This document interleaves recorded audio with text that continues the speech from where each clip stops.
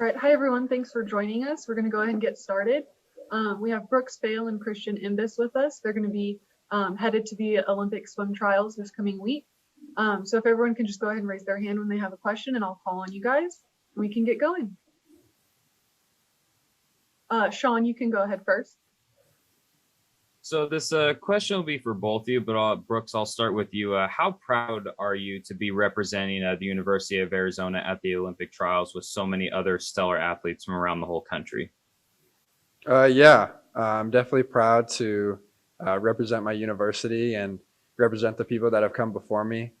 Arizona has a very rich tradition of great leaders and great people that have gone to this meet and done some incredible things, and hopefully I can follow in their footsteps. And then Christian, same for you. I'm also very proud. I honestly never expected to be here at this position, but I'm honored to make it and to represent the university and to represent also those who came before us. So I'm very excited.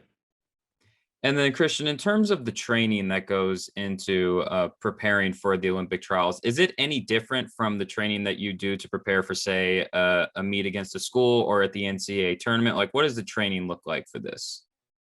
I personally don't see the training any different. It's just, I think it all depends on what like your mind, like whether like or what your mindset is, kind of thing. Like set your mind to your goals, kind of thing. Like I don't think the training physically is anything different from, say, the two different events. And then a last question for you, Brooks. So as Christian just mentioned, so what would you say is the mindset that you have going into the Olympic trials? Because obviously this is very different from, like, say, a swim meet or even the national championships. Yeah, for sure. It's definitely a different mindset from the collegiate season. Just trying to focus on being the best version of yourself as you progress through the different races. Obviously, this meet has semifinals where the collegiate season, you only do prelims and finals. This meet has prelims, semifinals, and finals. So you got to kind of adapt to the different setup of the meet and just go with the flow from there.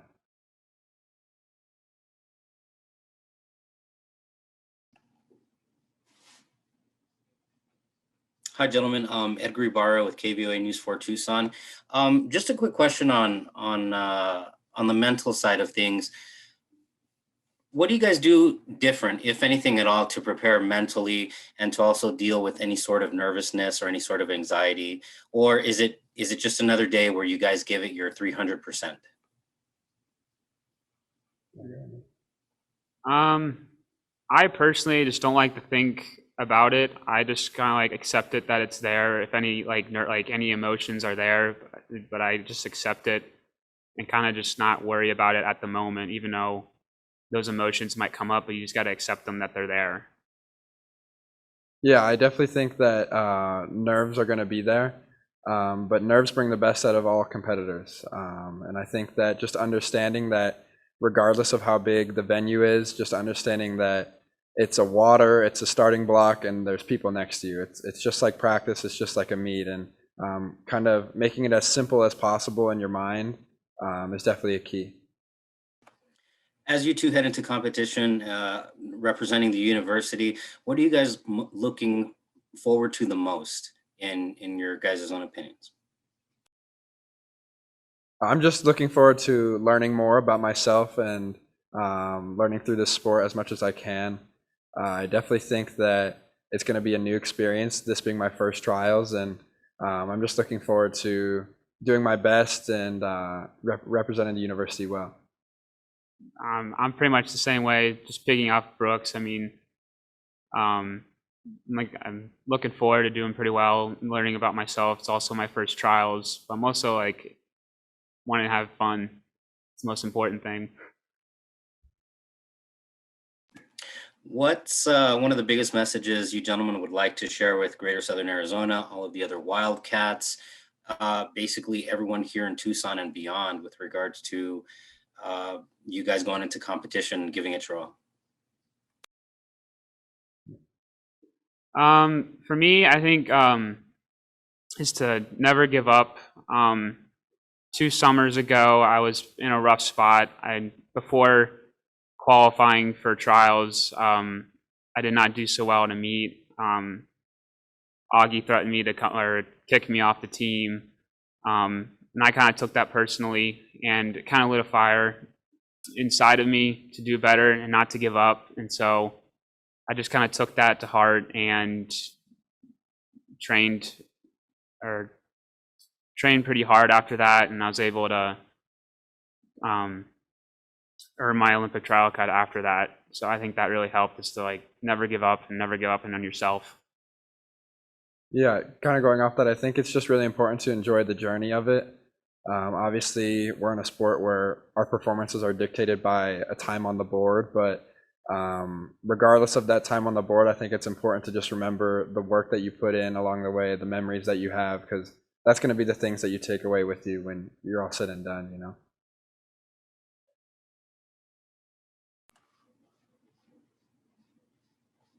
Thank you, gentlemen.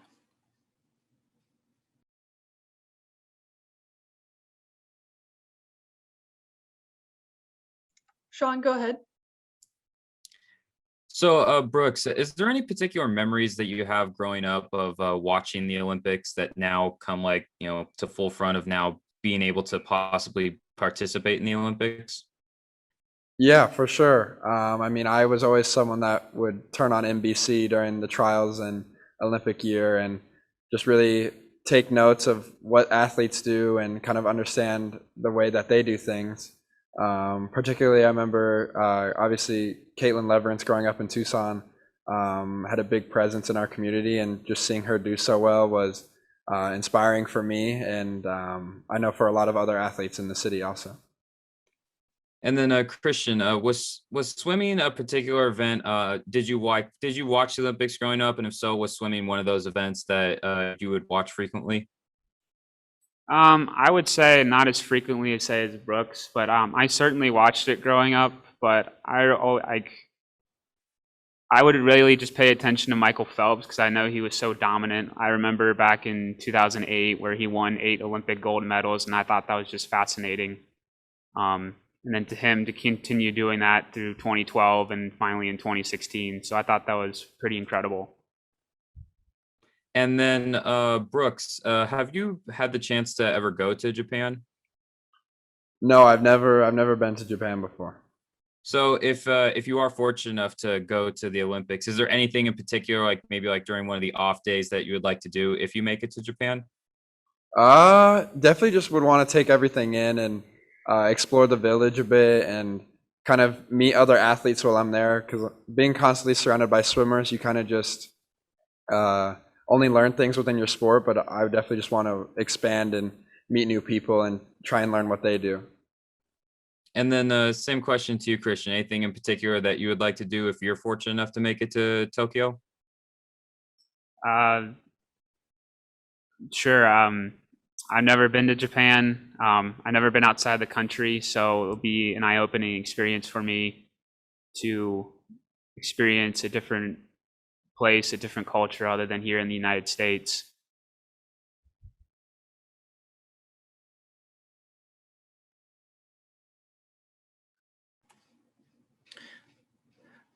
Hey, gentlemen, I've got a question with regards to Japan. I was speaking to another Olympic staff member who will be going, and he had mentioned, and I want to ask you guys the same, if there's a feeling of maybe discomfort or just a little worry with regards to the situation of COVID in Japan, because I understand that you guys are going to have rigorous testing, a lot of guidelines that you're gonna be following. But does that come into play at all, or are you just kind of going in there with the strong mental mindset of focus on the game and that's it? Yeah, I think this past year has just kind of been all about preparing for the unexpected. And if the Olympics goes on and happens, that's great. But if it doesn't, we're going to swim our fastest as we can at trials and try and make a statement on the world stage and let people know what we're capable of as a country here. Yeah, I'm the same way. I'm not really too concerned with COVID. But if something happens, I mean, it happens. It's out of our control. But for the most part, I want to focus more on what I can control and just focus on that. So going off of that, what would your messages be toward the public coming out of 2020, halfway into 2021, where so much was out of the control of so many people? What do you want people to know about that and take away from your guys' capabilities that you're putting on the table? I just think that through the pandemic, I just think that there's always ways to get better, whether it be as a person, as an athlete. I think that we can control so many things in our life, and even without an access to the pool, I feel like there's ways that you can get better mentally. There's ways that you can improve skills that you never got the chance to work on while you were swimming. And I just think that if you can just find little things to improve each and every day, you're just going to become the best person that you can be. And that's what we're all striving to do. Yeah, I just feel like it's the little things that you can probably find to improve on, or that you can work on about yourself. Because I thought during this time of COVID, I was a great time to be able to work on myself a bit, try to improve upon what I can improve in myself, other than like something big, or something other than like the big picture, like with COVID. Like, obviously we haven't been able to train in pools and all that, but I think it was a great time overall to improve in myself. Thank you, gentlemen. Are there any other questions for Brooks or Christian? All right, everybody, thank you for coming.